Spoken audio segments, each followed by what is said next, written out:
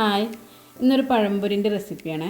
കുട്ടികളൊക്കെ സ്കൂൾ വിട്ട് വരാൻ തന്ന സമയത്ത് നമുക്ക് പെട്ടെന്ന് ഉണ്ടാക്കാൻ പറ്റുന്ന ഒരു പഴംപൊരിൻ്റെ റെസിപ്പി.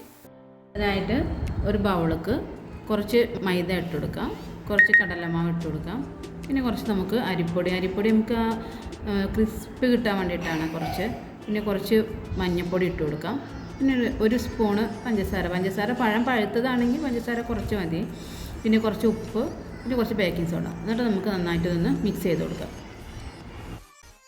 ഇനി നമുക്ക് കുറച്ച് വെള്ളം ഒഴിച്ചിട്ട് നല്ല ലൂസും ആവരുത്, മാവ് നല്ല തിക്കും ആവരുത്, ആ ഒരു കൺസിസ്റ്റൻസിയിൽ നമുക്കതൊന്ന് മിക്സ് ചെയ്തെടുക്കാം. നമുക്ക് ആവശ്യത്തിനുള്ള പഴം എടുത്തിട്ട് നമുക്ക് വലുതാക്കിയിട്ട് വെക്കാം. ഇവിടെ കുട്ടികൾക്ക് ചെറുതാണ് ഇഷ്ടം, അതുകൊണ്ട് ഞാൻ 2 സൈസും ആക്കുന്നുണ്ട്, വലുതാക്കുന്നുണ്ട്, ചെറുതാക്കുന്നുണ്ട്.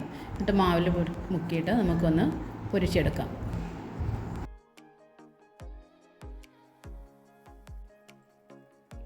ഒരു ഭാഗം മുരിഞ്ഞ് വരുമ്പോഴേക്കും നമുക്കൊന്ന് തിരിച്ചിട്ട് കൊടുക്കാം.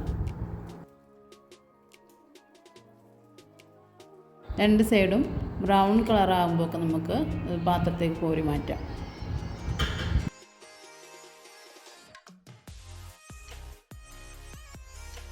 കുട്ടികൾക്കൊക്കെ ഇഷ്ടപ്പെടുന്ന സോഫ്റ്റ് ആയിട്ടുള്ളൊരു പഴംപൊരിൻ്റെ റെസിപ്പിയാണ്. നിങ്ങൾ ഉണ്ടാക്കി നോക്കിയിട്ട് അഭിപ്രായം ഒന്ന് കമൻറ്റ് ചെയ്യണേ. ഇനി അടുത്ത വീഡിയോ ആയിട്ട് വീണ്ടും കാണാം. ബൈ.